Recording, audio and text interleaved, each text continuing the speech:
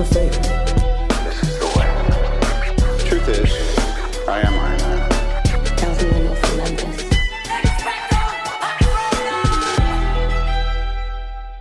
Hello, critics, non-critics, and friends. Welcome to the Film Optix podcast, where we take a glance into blockbusters, indie films, and everything in between. I'm your host, Christian, and as always, I'm joined by my partner in film, Devin. And today we're here to present our spoiler-free review, our spoiler-free discourse and conversation surrounding the horror film of, one of the best horror films, I should say, of 2024, Immaculate. And before we begin today's episode, you can listen to our podcast on podcast platforms around the internet. That includes Apple Podcasts, Spotify, Google Podcasts, and more.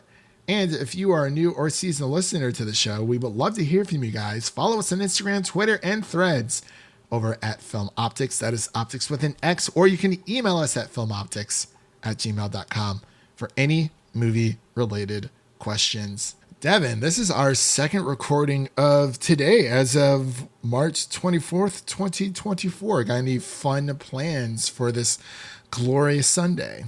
As we are going to church, mind you. Oh, of course. We have to. We have to forgive our sins for our Father and be immaculate. But yeah, nothing planned today. Just a lazy Sunday for me. I love it, man. Same here, honestly. I feel like I watched a lot of movies this weekend. I was trying to squeeze one more new movie in, I should say. Saw Ghostbusters Afterlife a few days ago. Saw Immaculate, which we're talking about today, and I saw the Late Night with the Devil movie yesterday. Oh, I was actually interested in that one. It's pretty interesting. I mean, the same runtime as Immaculate, which is like an hour and 30 minutes, so it's not very long. It's a very low budgeted indie film. And I thought it was quite good. Like I was thoroughly impressed. But as Devin knows, I usually don't go for movies like that. But it is an indie film, and I wanted to support everyone involved. And I thought they did a very good job. It's of course a heavy dialogue movie, so definitely got to pay attention during those parts. But it keeps it going. It's like a late night with like Jimmy Kimmel, or any of the or Trevor Noah, yeah, kind of, or Johnny Carson, that kind of thing. But yeah, I'm glad that you're having a wonderful, wonderful Sunday. Same on my end. Outside of those movies, I was trying to squeeze in. I guess back to my original point, I was trying to squeeze in Love Lives Bleeding with Kristen Stewart. Just don't go see it in Detroit. Yeah, so someone in Detroit got a little too excited while watching that movie, and I was trying to squeeze that in. Maybe I will go next week or sometime during the week to try to watch that, because I do want to watch that movie, because that's A24. But Immaculate, which we're talking about today, is a Neon film. So yeah, as I said, I'm happy that you've been chilling on a Sunday. You've been adjusting to the new time change as well, I'm assuming. We just need to get rid of it. There's no more time changes. So which time do you prefer? Do you prefer how it is now, where it's lighter, longer, doesn't get dark by 5 o'clock? Yeah, that's ideal. Okay. I wasn't sure if you actually liked waking up, in pitch black, going to work, and, leaving pitch black at the end of your work day. Well, good for me. I just have to roll out of bed, so don't have to worry about that. Same here. But yes, sometimes it still affects me a little bit, but I prefer this time as well. I think it is fantastic. You feel like you have more energy towards, your day. You're not like stuck in these cold, hard, long winters where as soon as it's 4 p.m., it's like lights out and it's crazy. But as we mentioned before, we're going to be giving our spoiler-free thoughts on the new horror film by Neon, starring Sydney Sweeney, called Immaculate. So without further delay, we'll be right back after this introduction to Immaculate.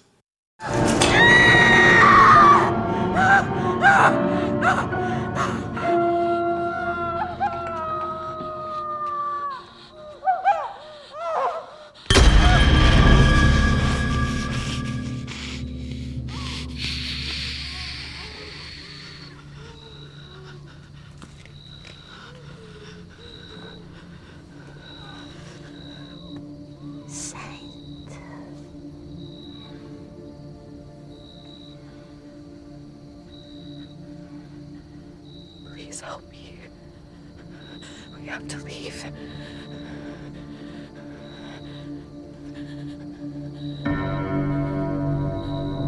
No one ever here. And we are back with our spoiler-free review of Immaculate. This film is directed by Michael Mohan and written by Andrew Lobel and stars Simona Tabasco, Sydney Sweeney, and Alvera Morte. And the story is as follows. Cecilia, a woman of devout faith, is warmly welcomed to the picture-perfect Italian countryside where she is offered a new role as an illustrious convent. But it becomes clear to Cecilia that her new home harbors dark and horrifying secrets. Dun dun dun.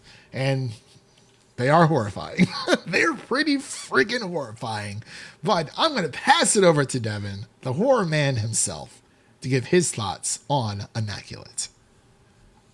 Yeah, going into this one, didn't really know what to expect. I definitely had some high hopes because, like you mentioned, it's a neon film, and I think neon is up there in quality in terms of the movies they come out with, like comparable with A24. Like I think they're right up there, like 1 and 2. They definitely had their fair share of bangers across the years as well. So they kind of have that background going for them, especially in horror. They've definitely branched out into a lot of horror, kind of the smaller indie projects. So I was looking forward to this, and I think I'm always a proponent when a horror movie is rated R. It just kind of gives you that extra value of you're just gonna enjoy it more, I think, because there's just more visually risk taking than the normal PG-13 horror movie, which is what I think a lot of people complain about when they complain about horror movies in general is the PG-13 safe releases that get churned out throughout the year. And I think this being rated R definitely helps its cause, because I did see some complaints that this one was a bit of a jump scare fest, which I think I disagree a bit. Obviously there are a few jump scares, but I think they're done pretty well. And I don't think there's as many as some of the other movies that we've seen throughout the years. So as far as Immaculate goes, obviously they're taking advantage of Sydney Sweeney's just outpouring of fame just at this moment in time. Like, she is the current moment in pop culture. So for them to be able to have her as the star of this one definitely helps, because that's going to attract a lot of viewers and a lot of fans. I think she does a great job as a scream queen. Like, definitely, if she wants to have a future in horror, like, it's right there for her, because she can definitely pull it off. If she wants to take on some more horror roles, I'm fine with that. I think overall the story, it's pretty interesting. There definitely was some times where you felt like, oh, this is just going to be like a generic Vatican, like, religious type demonic possession movie, but it definitely veers away from that at a certain point in the movie. And I think it definitely helps the cause when she kind of takes things into her own hands instead of being just the damsel in distress. She definitely has her own agency, and I think that's the best part of this movie, where she fights back a little bit and doesn't just become a victim. And I think that's really cool. And there's a lot of cool visuals, a lot of body horror too, which definitely was pretty effective in this one. A lot of gross out stuff. I couldn't agree more. When it comes to this movie, I think what I liked about it more is that I've seen a few shots from, Twitter, YouTube, and I think I watched the trailer altogether. But what I enjoy about this movie the most is that it's not a demonic possession, like run of the mill. Oh, it's a nun that gets possessed. Like, God, we haven't seen that before. Like, this is more of the factor of people hiding behind religion, not even hiding behind religion, but using religion as an excuse to perform certain horrifying procedures in the name of their own religion. So they think it's like okay to do.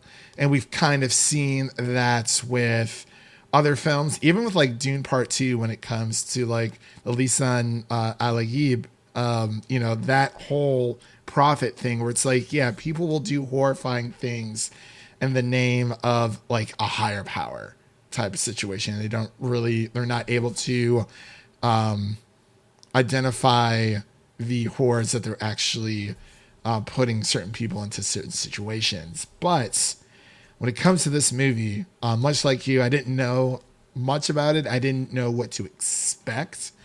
And I came out loving it because it is a twist on the church nun horror scene, because it really is not necessarily almost like a slasher that has a religious beat to it, but there's something about it where it shows a woman's journey as to, she's came from Michigan, very trusting, trying to start a new life for herself and discovering the dark secrets of this convent.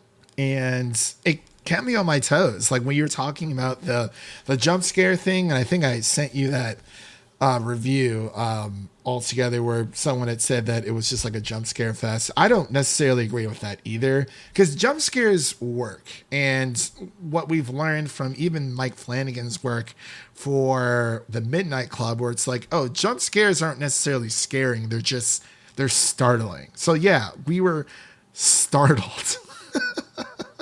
Sorry, I was thinking about the episode of South Park where Stan's dad was like, I am so startled. The startling. But yeah, jump scares work. And like you said, it is done very well here, because there are definitely a few in here, but I don't think it's overdone at all. Like I think they used them pretty well. There was like maybe 3 like spread throughout the entire movie. But even then, it's like it's done so well. And I think the main draw here is, like you mentioned, it is Sydney Sweeney. It is her going on this journey. We're able to see what she is capable of in a different genre of film outside of, of rom-coms, which she's dipping her toe in a little bit there with Anyone But You. And also with the drama aspect with Euphoria. And Sydney Sweeney's been around for a while. If you look up her filmography, she's been in a lot of movies that people probably don't even know about. Yeah, there was that picture going around of her with, I think it was with... She was in White Lotus. Obviously, people know her from there. She makes an appearance in The Handmaid's Tales, which is very on the nose for this film. But sorry, go ahead. I didn't mean to cut you off. Yeah, I'm just looking it up. There was a picture going around of her in a movie. It was like in 2010, somewhere around there. I think it was her and John Carpenter just hanging out. So she's definitely been at it for a while. Yeah, she's definitely, yeah. I mean, if you look up her filmography, like the 53 projects, like in total, according to IMDb, like for her credits. And it's like she's been around for a while. It's just her big breakout role was Euphoria. So that's really what, focused the limelight on her as an actor. And I think what really sold me in this role, I'm not going to spoil it, but I think you'll recognize the moment where there's a part in the movie where she's going through there's a lot of pain, and she's just kind of screaming and yelling. And I was like, in my head, I was like, that kind of sounds like it's fake. I don't know if she's really selling it completely, but then you realize that she was faking it. So then that clicked with me, and I was like, oh, so that was definitely some good acting there, because it tricked me into thinking that she wasn't selling it, but it's just realistic because it wasn't real, and that is her character acting, and it sounded like it was acting because it was. Yeah, and an actor acting for, yeah. An actor acting like an actor. Yeah, an actor acting like an actor. Yeah, exactly. Well, another thing is that for people who probably don't even know, I think this is like one of the few rare times, at least within recent projects, where we actually get to see like a natural brunette Sydney Sweeney, because she's naturally a brunette, which I didn't know for the longest time. I was like, oh, okay. So like that's what she looks like with brown hair. But other times you look up pictures, it's either like highlights, things like that. So I wasn't sure what her natural hair color was. So it's always an interesting thing to see. But yeah, she was also in Nocturne in 2020. So it's like definitely go check out that movie as well. But yeah, this movie Immaculate, it was fantastic, man. I just loved how there's a lot of red herrings in there, especially what you were just talking about, where for a second I was like, wait, I was like, oh, I was like, Man, oh man, that was a nice red herring there. Probably could have done a better job of certain things being hidden. That's all I can say. But instead of what happens. But yeah, it's just a from the get go, like the opening scene, you see how crazy this convent is, and it's like they're trying to recreate history, so to speak. And I know a lot of people aren't super crazy about this movie, especially on the critic side, specifically the Catholic Church. Yeah, Neon's been doing like a genius job here of taking these Catholic like religious type quotes about this movie, reviewing it and kind of trying to trash it and say how unholy and satanic it is, and then putting that in their marketing. Like they're making posters off of these quotes saying how unholy this movie is, because that is a selling point. Like that's the kind of movie we want to see. Like literally, even from the Rotten Tomatoes like reviews, from one guy I'll just say his first name, Dennis. He said skewers the patriarchal structure of the Catholic Church. He did not like it very much. Christy from Film Week, she says that they go places that are very daring, and I applaud them for it. And this isn't the first time that religion has been used in a horror film before. It's pretty much they're kind of synonymous with each other, especially when it comes to films like Immaculate, or if you go see Late Night with the Devil, or pretty much just any kind of possession movie. But this isn't a possession movie, and that's what's so great about it. It's a fantastic horror film set in a convent, and it's Sydney Sweeney showcasing her talents in like the smartest way possible, and I absolutely adored it. I applaud them for it.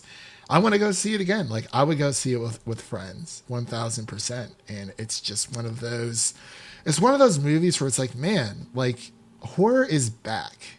Like horror is back 1000%. So the first bit of trivia that I have here before we move on with the rest of the episode is that Sydney Sweeney actually auditioned for this film back in 2014, but the project never materialized. And years later, she took on the role of producer and reached out to the writer and acquired the revised script and hired the director and found financiers and sold the film to Neon. So she's actually a producer. Her business acumen is definitely impressive. She's definitely doing a good job of branching out and doing new things and producing and just making sure she's got on top of those things first and foremost. Yeah, making sure that she's employed, everyone else is employed. Definitely taking a page from even like Margot Robbie's and Zendaya. Like there's a lot of actors and actresses out there that are producers of films that they also star in. So the second piece of trivia I have here, it's that the term immaculate actually has to do with being born without sin, as a reference to the Immaculate Mary, the mother of Jesus, being herself born without sin. So that is what the term means, the title of the movie, and I think it's right on the nose with things that happen within this film. Of course, we can't disclose everything, but as Devin said, it is very it's just so interesting. I like how they were able to just have a horror movie that's an hour and 30 minutes, 90 minutes long, will not take up most of your day, and they're able to give us like a solid story where it's Sydney Sweeney is essentially a final girl in her own way, but I'm glad that she was able to get this project up and running. But I'm going to shut up now. Devin, is there anything else you wanted to mention? Any qualms, any praises you want to give this movie before we close out here today? Yeah, I think it was just a good time overall. There is one point in the movie that I thought that was very funny. Like there's a line that Sydney's character has at a very specific point in the movie that definitely got a chuckle out of me and had some laughter in the theater I was in, because it was very unexpected and very well done. I'm sure you can remember what that was, but other than that, like I said, there's definitely some good gore in this one. There's some good body horror throughout this one, a few jump scares here and there, and overall I just think the vibes of this one were definitely on point. I like how they shot on location in Italy, and how it had all the Italian actors throughout speaking Italian, and just kind of made it feel more realistic based on the location that they chose for this one. And it just always helps when you're trying to set the vibe for a movie. I agree. And you know who also is in this movie? Simona Tabasco. And she was in White Lotus. Yeah, very, very briefly. But yes, she was definitely recognizable. Yeah, for sure. I was like, oh my gosh, there she is. Like, it's nice. It's nice to see her out and about, still doing her thing. But yeah, this, it was a great horror movie. This is something I would definitely own on Blu-ray, because my God, there were just times like when you're building up to something and you're like, oh my God, I had to look away for like a hot second, but whew, man, oh man, this was a crazy, crazy time. But Devin, what would you give on a scaling rating out of 100 for Immaculate? Yeah, I'd probably give Immaculate like a solid 81 out of 100. Like, it's just really a solid horror movie that came out. I don't think it was expected, but I definitely appreciate it. And like I said, Neon's definitely got a good backlog here of movies to go watch. So, if you need some, especially horror, they've got a lot of good horror indie movies that are out. So, definitely look into that. I definitely agree. But yeah, for me, I would also give this an 80 out of 100. I adored it so much. It's a perfect in and out type situation where, it's 90 minutes long, not very long at all. You're able to understand what's happening with the plot, and, you're just cheering for Sydney Sweeney the entire time. So I find no real qualms with this. It's just like a pretty perfect horror movie, and that's all it needs to be. But that does conclude today's episode. If you enjoyed what you heard, make sure to subscribe to our podcast on your preferred podcast platform of choice, and follow us on Twitter, Instagram, and Threads at Film Optix. That is Optix with an X. And don't forget to share an episode of our podcast with a fellow movie lover. Whether it be your mother, your brother, or your significant other, spread the love for the Film Optix podcast. And now let's take a sneak peek of what's coming up next on the show. So as of recording of what's coming up next, we're going to be covering some Godzilla X Kong. So it's going to be very exciting, as well as we have that Isabella movie coming out in early April as well.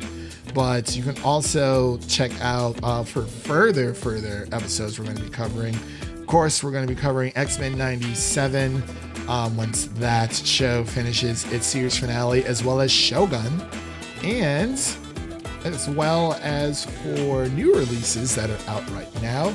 You can check out our Dune Part 2 spoiler-free and our spoiler review, as well as our X-Men 97 spoiler-free reaction episodes 1 through 2. And if you're a big Ghostbusters fan, definitely check out our Ghostbusters Frozen Empire. I almost said Afterlife. Our Ghostbusters Frozen Empire spoiler-free review, as well as our Invincible Season 2 spoiler-free review, Part 2, of course, for that one. But with all that said, thank you all for listening. If you enjoy the show, please take a moment to leave us a 5-star rating and review on Apple Podcasts and Spotify. And stay connected with us by following us on Twitter, Instagram, Threads, all that social media garbage for the latest updates. That was Devin, and I'm Christian, signing off. And remember, life is like a movie, so go out there and make it a blockbuster. Peace.